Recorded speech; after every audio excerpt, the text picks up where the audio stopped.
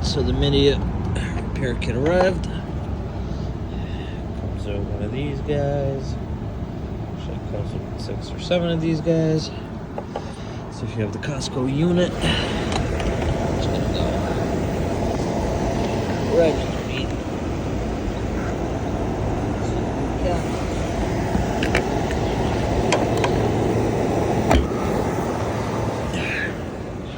Just gonna pop out the blue cap. I pop the new black cap in. This has some sort of cloth filter in there.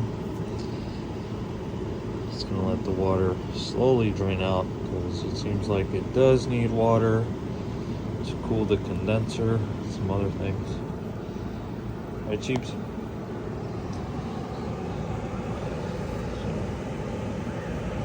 that's the easy replacement.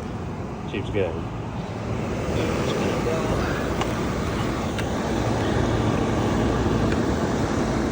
Just gonna pop it back in. A lot of water draining out of there right now. I'm just gonna let it all drain out. And then I'm gonna pop her back in.